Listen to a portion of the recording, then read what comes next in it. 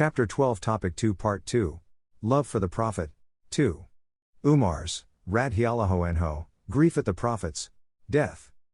None can deny the proverbial valor, courage, and strength of Umar, radhiyallahu anhu, over whose mention, even after the lapse of 1,400 years, hearts are struck with awe and respect.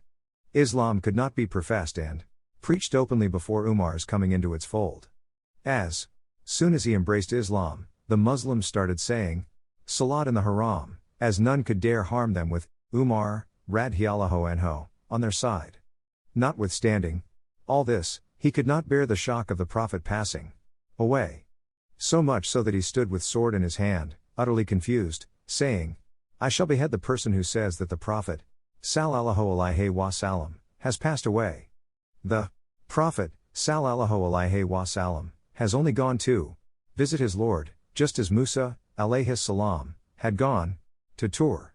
He will shortly return and cut off the hands and feet of those who were spreading the false news of his death.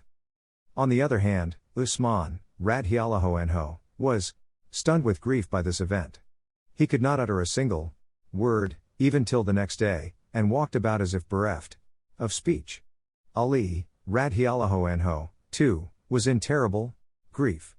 He was still and motionless. Only Abu Bakr, radhiyallahu anhu, for all his love of the Prophet, sallallahu alaihi wasallam, as we have seen in the last story, stood firm as a rock against this terrible storm of grief and did not lose his mental composure. He calmly entered the Prophet's house, kissed his forehead, and came back to the people. He called Umar, radhiyallahu anhu, to sit down, and began to address the people.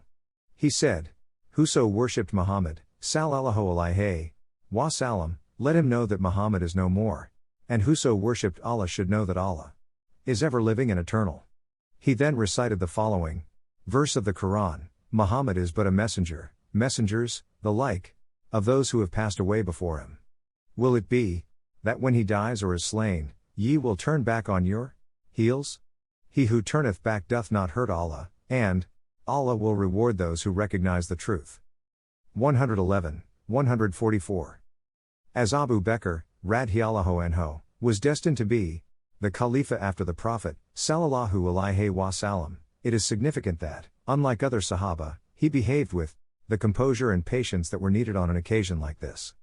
Again, it was Abu Bakr, radhiyallahu anhu, alone who knew better than anybody else about the regulations regarding the burial, inheritance, etc., of the Prophet, sallallahu alaihi wasallam.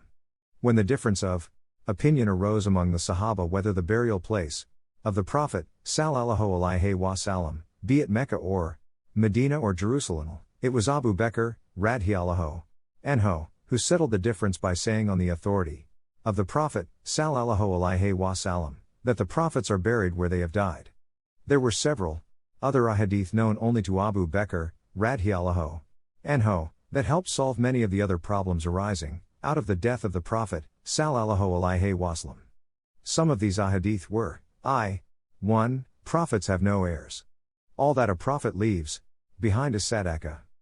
2. Allah's curse is on the emir who does not take proper interest and exercise proper care in the appointment of his deputies. 3. The state affairs shall remain in the custody of Quraysh.